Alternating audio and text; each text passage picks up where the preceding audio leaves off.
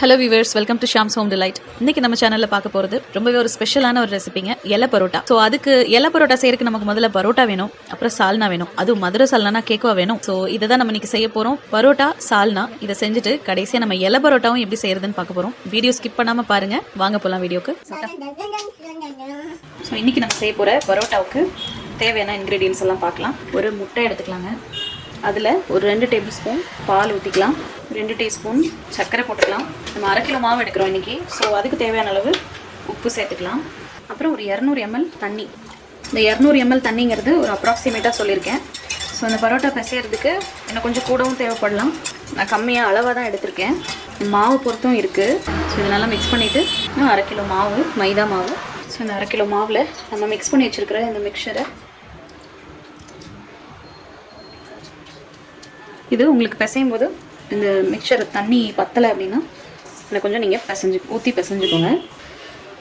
So 200 gram தண்ணி வந்து பத்தலை. ஸோ இன்னொரு 50 கிராம் நம்ம எடுத்துக்கலாம். நான் இப்போ இன்னொரு 20 ml ஊற்றிருக்கேன். இந்த மாவு வந்து நம்ம ரொம்ப கெட்டியாக பிசையக்கூடாது. ஓரளவுக்கு சப்பாத்தி மாவு பதத்துக்கு கூட இருக்கலாம், அதை விட கெட்டியாக வேணாம். பாருங்கள், இப்போ நல்லா மாவு சேர்ந்தோடனே இந்த மாதிரி மேடையில் இல்லைன்னா உங்களோட டேபிள் டாப் மேலே போட்டு லைட்டாக வரமாவு வச்சுக்கோங்க. அதை தூவி நல்லா பிசைஞ்சுக்கலாம். ஸோ இது வந்து இப்போ நம்ம ஒரு 10 மினிட்ஸ்க்கு இந்த மாவை பிசைய போகிறோம். ரொம்ப ஸ்டிக்கியாக இருக்குன்னு நினச்சிங்கன்னா இந்த மாவை லைட்டாக தூவிட்டு நல்லா பிசைஞ்சுக்கோங்க. நீங்கள் முட்டை சேர்க்க மாட்டீங்க அப்படின்னா முட்டை சேர்க்காம கூட வெறும் பால் ஊற்றி செய்யுங்க. இதில் நம்ம சுகர் எதுக்கு போடுறோன்னா அந்த பரோட்டா வந்து ஒரு ப்ரௌன் கலரில் உங்களுக்கு செவக்கும் பாருங்கள். அதுக்காக தான் நம்ம இதில் சுகர் ஆட் பண்ணுறோம். இந்த மாதிரி பிசைஞ்சிட்டு நம்ம இதை ஒரு 1 மணி நேரத்துலேருந்து 2 மணி நேரம் வரைக்கும் ரெஸ்ட் பண்ண வச்சிடலாம். இது வந்து ஒரு ஈர துணி போட்டு மூடி வச்சிங்கன்னா ரொம்ப நல்லாயிருக்கும் மாவு. ஸோ இது மேலே 2 டீஸ்பூன் அளவுக்கு எண்ணெய் ஊற்றி இந்த மாதிரி நல்லா எல்லா பக்கமும் படுற மாதிரி அப்ளை பண்ணிவிட்டு இதை ஒரு ஈர துணி போட்டு மூடிட்டு அப்புறமா வேணால் ஒரு தட்டு போட்டுக்கோங்க. இப்படி ஒரு துணி போட்டு ஈர துணி போட்டு நல்லா புழிஞ்ச ஈர துணியாக இருக்கணும். இப்படி மூடி குறைஞ்சது 1 மணி நேரம், மேக்ஸிமம் 2 மணி நேரம் வரைக்கும் இது நம்ம ஊற வச்சிடலாம். இப்போ நம்ம இந்த மதுரை சால்னா, பரோட்டா சால்னா செய்யறதுக்கு ஒரு பேஸ்ட் ஒன்று ரெடி பண்ணோம். அதுக்கு என்னென்ன இன்க்ரீடியன்ஸ் வேணும்னு பார்க்கலாம் வாங்க. ஒரு 2 கீத்து தேங்காய் துருவியோ இல்லை இந்த மாதிரி வெட்டி வச்சுக்கோங்க. இதெல்லாமே நம்ம இப்போ வந்து அரைக்க போகிறோம். 2 டேபிள் ஸ்பூன் வேர்க்கடலை வறுத்தது, 1 டேபிள் ஸ்பூன் பொட்டுக்கடலை, 1 டீஸ்பூன் சோம்பு, ஒரு 3 லவங்கம், கல்பாசி பார்த்திங்கன்னா ஒரு டீஸ்பூன் அளவுக்கு, அப்புறம் பட்டை கொஞ்சமாக இந்த இவ்வளோ எடுத்திருக்கேன், அப்புறம் ஒரே ஒரு ஏலக்காய். ஸோ இப்போ வந்து நான் ஒரு 1/4 கிலோ ஒரு 300 கிராம் சிக்கன் எடுத்திருக்கேன். ஸோ அதுக்கு தகுந்த மாதிரி நான் மசாலா எடுத்திருக்கேன். நீங்கள் இன்னும் நிறைய செய்கிறீங்க குழம்பு அப்படின்னா இது அப்படியே இந்த வால்யூமை இன்க்ரீஸ் பண்ணிக்கோங்க. ஸோ இப்போ இதை நம்ம ஃபஸ்ட்டு அரைச்சி எடுத்துக்கலாம். இப்போ நம்ம குழம்பு தாளிச்சிக்கலாம். அதுக்கு ஒரு 4 டேபிள் ஸ்பூன் அளவுக்கு நான் எண்ணெய் விட்டுக்கிறேங்க. சிக்கன் வந்து தோலோடு வாங்குங்க இந்த சால்னா செய்கிறக்கு, அப்போ தான் நல்லாயிருக்கும். இப்போ இந்த எண்ணெய் சூடானோடனே 3 லவங்கம், ஒரு 2 இன்ச்சுக்கு பட்டை, கல்பாசி வந்து நல்லா ஒரு பிடி போட்டுக்கோங்க, அப்புறம் ஒரு பிரிஞ்சி இலை, இது எல்லாத்தையும் இதில் போட்டு நல்லா பொரிய விட்டுக்கலாம். இது நல்லா பொரிஞ்சு வாசம் வந்தோடனே வெட்டி வச்சுருக்க பெரிய வெங்காயம், ஒரு 2 பெரிய வெங்காயம் அதை இதில் சேர்த்துக்கலாங்க. இதில் வந்து மெயினாக அந்த கல்பாசி போடணும். அது போட்டால் தான் அந்த வாசம் வரும், ஆத்தென்டிக்கான அந்த குழம்போட வாசம். ஸோ அதை தவிர்க்காமல் அதை போட்டிங்கன்னா நல்லாயிருக்கும். வெங்காயத்தை போட்டுட்டு நல்லா ஒரு கத்து கருவேப்பிலையை நம்ம இதில் போட்டுக்கலாம். இந்த கருவேப்பிலை எப்பயுமே கொஞ்சம் கிள்ளி போட்டோம்னா நல்லா வாசமாக இருக்கும். இந்த மாதிரி நான்வெஜ் ஐட்டமில் எண்ணெயிலே போட்டு அவங்க மேலேயே தெரிக்கும். அதனால் நான் எப்பவும் வெங்காயம் போட்டுட்டு அப்புறமா போடுறது. ஏன்னா எண்ணெயோடு சேர்த்து நம்ம மேலே அது தெரிக்கும், எல்லா பக்கமும் தெரிக்கும். இந்த வெங்காயம் பாருங்கள் ஒரு கண்ணாடி பதத்துக்கு வந்துருச்சு. இந்த நேரம் நம்ம என்ன பண்ண போகிறோம்னா ஒரு டேபிள் ஸ்பூன் அளவுக்கு இஞ்சி பூண்டு பேஸ்ட் அதையும் போட்டு நல்லா வதக்கிக்கலாம். அது வதங்கட்டும், நம்ம தக்காளி ரெடி பண்ணிக்கலாம்.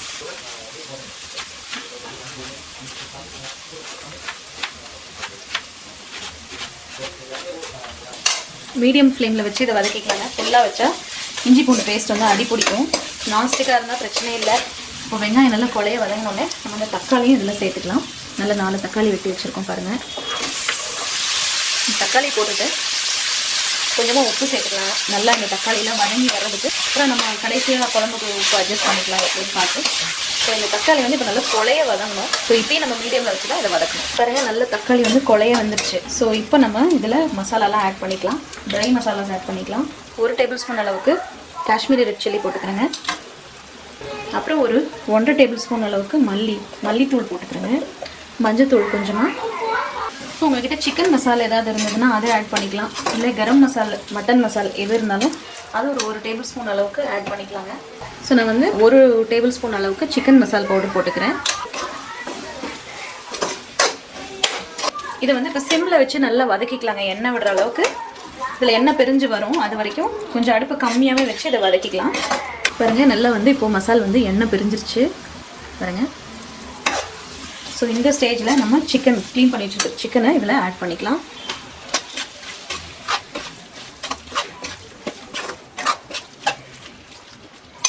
இப்போ அடுப்பை ஃபுல்லில் வச்சுக்கலாங்க. நம்ம முதல்ல வந்து கொஞ்சமாக தான் உப்பு போட்டுருந்தோம். இப்போ நம்ம இந்த சிக்கனுக்கு தேவையான அளவு உப்பு சேர்த்துக்கலாம். கொஞ்சமாக தண்ணி ஊற்றி மீடியம் டு ஹை ஃப்ளேமில் வச்சு இந்த சிக்கனை நம்ம வேக வச்சுக்கலாம். இப்போது நம்ம அந்த மாவை ஒரு தடவை பிசைஞ்சிட்டு இப்போ பரோட்டாக்கு ரெடி பண்ணிக்கலாம். பாருங்கள், மாவு வந்து டெக்ஸ்சர் எவ்வளோ அழகாக மாறிடுச்சுன்னு சொல்லிட்டு.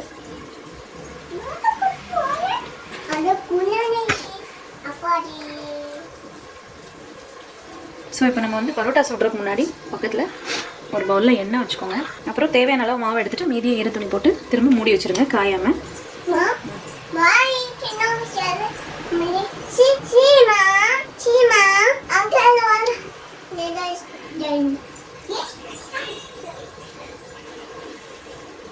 இப்போ இதை நம்ம 1 by 1 தேய்ச்சிக்கலாம். அதுக்கு முன்னாடி தேய்க்கிறத மட்டும் வெளியே வச்சுட்டு மற்றதை நான் உள்ள ஈர துணியிலே வச்சிடுறேன்.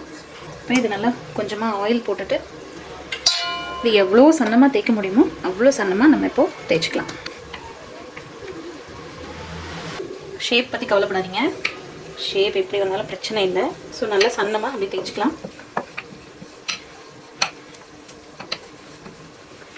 ஸோ இப்படி தேய்ச்சிட்டு நம்ம என்ன பண்ணுறோன்னா அடுத்து ஆயில் எடுத்து நல்லா இது மேலே ஊற்றி ஸ்ப்ரெட் பண்ணி விட்டுடலாம். அப்போ தான் என்ன ஆகும்னா நம்ம இந்த லேயர்ஸ் பிடிக்கும் போது அந்த லேயர்ஸ் ஒன்றோட ஒன்று ஒட்டாமல் அப்படி அழகாக பிரிஞ்சு வரும். இப்போது நெக்ஸ்ட் ஸ்டெப்பு இந்த இப்படி பரோட்டாவை இப்படி ஒரு 1/4 இன்ச்சு கேப்பில் வெட்டி விட்டுட்டு இதை ஒன்று சேர்க்கணும்.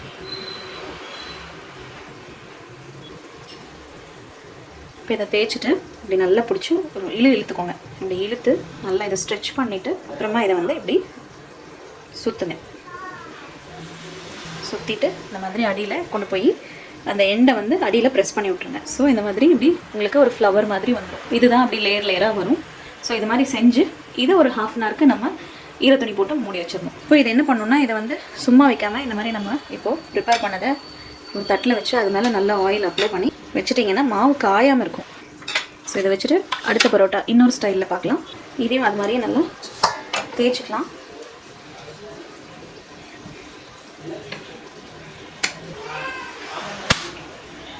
இது இப்படி வீச வீச என்ன ஆகும், எக்ஸ்பேண்ட் ஆகிட்டே போகும். மாவு கிழிஞ்சாலும் பரவாயில்ல. நான் கடைகளில் பார்த்துருக்கேன், மாஸ்டர் வந்து இப்படி தூக்கி வீசும்போது அங்கங்கே கிழிஞ்சிரும். ஸோ வந்து இப்படி வீசிட்டு மீதியை இப்படி நல்லா ஸ்ட்ரெச் பண்ணி விட்ருங்க.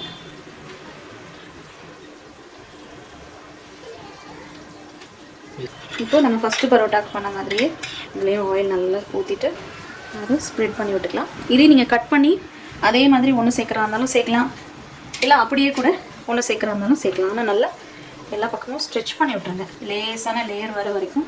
ஸோ இப்போ இது நம்ம உள்ளே சேர்த்துக்கலாமா? இப்படி ஃப்ரில்லாக பிடிச்சிட்டே போய் 2 சைடும் ஒன்று சேர்த்துட்டு இதை ஓரளவுக்கு நல்லா ஸ்ட்ரெச் பண்ணிக்கோங்க. பரோட்டா மாஸ்டர் யாராவது இந்த வீடியோ பார்த்துட்டு இருந்தீங்கன்னா உங்கள் அளவுக்கு நாங்கள் வீட்டில் செய்கிறவங்க எக்ஸ்பர்ட் இல்லை, நாங்கள் கற்றுக்கிட்டது தான் சொல்கிறோம். ஸோ அதே மாதிரி கொண்டு போய் பின்னாடி இதை ஸ்டிக் பண்ணி விட்டு இது மாதிரி ஒரு பிளேட்டில் வச்சு நல்லா எண்ணெய் ஊற்றி அப்ளை பண்ணி வச்சுருங்க. பாருங்கள், நல்லா அருமையாக நம்ம குழம்பு ஆல்மோஸ்ட் ரெடி ஆகிடுச்சு. சிக்கனும் வெந்துருச்சு. ஸோ இப்போ நம்ம என்ன பண்ணுறோம்னா நம்ம ஒரு பேஸ்ட் அரைச்சி வச்சுருக்கோம் பாருங்கள், அதை வந்து இதில் ஆட் பண்ணிக்கலாம். இல்லை இந்த ஜாரை நான் நல்லா அலசி ஊற்றிக்கிறேன். ஏன்னா இதில் வேர்க்கடலை இருக்கிறதுனால குழம்பு கெட்டியாயிரும். உங்களுக்கு வேர்க்கடலை பிடிக்கல அப்படின்னா நீங்கள் வந்து முந்திரி பருப்பு கூட அரைச்சி ஊற்றிக்கலாம். இது ஒரு டேஸ்ட், அது ஒரு டேஸ்ட். இந்த டேஸ்ட் பிடிக்காதவங்க அந்த டேஸ்ட்டை நீங்கள் வந்து எடுத்துக்கலாம். முந்திரி பருப்பு போட்டு அரைச்சி ஊற்றிக்கலாம். நல்லா ஒரு பிடி மல்லி இலையை வெட்டி போட்டுக்கோங்க. புதினா இருந்ததுன்னா அது கூட சேர்த்துக்கலாம், அது ஒரு நல்ல ஃப்ளேவர் கொடுக்கும். இப்போ இந்த ஸ்டேஜில் நான் என்ன பண்ணுறேன்னா 2 பச்சை மிளகாயை இந்த ஸ்டேஜில் நான் கீரி போட்டுக்கிறேன். நம்ம அரைச்சி ஊற்றிக்கிற மசால் வாடை போகிற வரைக்கும் கொதிய விட்டு இறக்கிக்கோங்க. அவ்வளோதான், நம்ம குழம்பு ரெடி ஆயிடும். பாருங்கள், நம்ம குழம்பு நல்லா அழகாக கொதிச்சு எண்ணெய் பிரிஞ்சு அழகாக ரெடி ஆயிடுச்சு பாருங்கள். ஸோ இப்போ நம்ம பரோட்டாவும் புட்டு எடுத்துட்டா நம்ம இதை சர்வ் பண்ணிடலாம். இலை பரோட்டாவை ரெடி பண்ணிடலாம். குழம்பு கன்சிஸ்டன்சி பார்த்துக்கோங்க. உங்களுக்கு இன்னும் தண்ணி போல் வேணும்னா இன்னும் நீங்கள் தண்ணி விட்டுக்கலாம். இதை வந்து நம்ம இப்போது பரோட்டா சுட்டு எடுத்துக்கலாம்.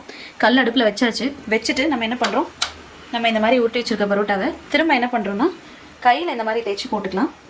இது கட்டையை வச்சு நீங்கள் தேய்க்காதீங்க. தேய்ச்சிங்கன்னா அதோட அந்த டெக்ஸ்சர் போயிடும். ஏன்னா என்ன ஆயிரும்னா நம்ம அந்த லேயர்ஸ் பிடிச்சி வச்சுருக்கிறதெல்லாம் வந்து திரும்ப வந்து அமுங்கி போயிடும். இப்போ நல்லா ஆயில் ஊற்றி வேக வச்சுக்கலாம்.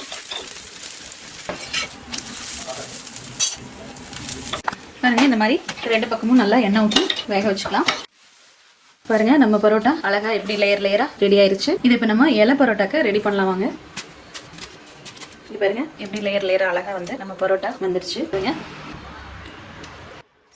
இப்போ இந்த இலையை வந்து நம்ம நெருப்பில் லைட்டாக காட்டி வாட்டிட்டோம்னா மடிக்கும் போது உங்களுக்கு கிளியாமல் இருக்கும். ஸோ பாருங்கள், நான் அடுப்பில் லைட்டாக இதை நான் காட்டிக்கிறேன். இந்த மாதிரி வாட்டிட்டு எடுத்துக்கலாம். ஸோ இதில் நம்மளோட பரோட்டாவை பிச்சு போட்டுக்கிறோம். ஃபஸ்ட்டு குழம்புல ஊறி அந்த இலைக்குள்ளே வெந்து வரும்போது உங்களுக்கு அப்படியே எடுத்து சாப்பிட்றதுக்கு நல்லாயிருக்கும். ஸோ இது மேலே நம்ம குழம்பு ஊற்றிக்கலாம். குழம்பு ஊற்றிட்டு சிக்கன் பீஸ் எடுத்து கொஞ்சம் எலும்பு இல்லாத மாதிரி பிச்சு இதில் போட்டு விட்டுடலாம். இப்போ இது மேலே இன்னும் கொஞ்சம் குழம்பு ஊற்றிக்கலாம். இப்போ இந்த இலையை மடிச்சுக்கலாம். இப்படி மடக்கி அந்த இலையில பின்னாடி இருக்கிற நாரை வந்து பிச்சு வச்சுருக்கோம், அதையே போட்டு கட்டிடலாம். ஸோ இப்போ இதை நம்ம கல்லில் வச்சு சுட்டு எடுத்துக்கலாம். ஸோ இன்றைக்கி நம்ம சேனலில் 3 வகையான ரெசிபி பார்த்தோம். ஒன்று வந்து மதுரை ஸ்டைல் சால்னா பரோட்டாக்கு, அப்புறம் பரோட்டா எப்படி செய்கிறதுன்னு பார்த்தோம். அடுத்து ரொம்பவே ஸ்பெஷலான இலை பரோட்டா, அதையும் நம்ம பார்த்தோம். ஸோ இந்த வீடியோ வந்து கொஞ்சம் லென்த்தியாக இருந்தாலும் ரொம்பவே அருமையாக இருந்திருக்கும், உங்களுக்குலாம் ரொம்ப பிடிச்சிருக்கும் அப்படின்னு சொல்லிட்டு நம்புறேன். மறக்காமல் இந்த வீடியோ ஃபுல்லாக பாருங்கள். பார்த்துட்டு உங்கள் ஃப்ரெண்ட்ஸ் அண்ட் ஃபேமிலி கூட ஷேர் பண்ணுங்கள். தேங்க்ஸ் ஃபார் வாட்சிங்.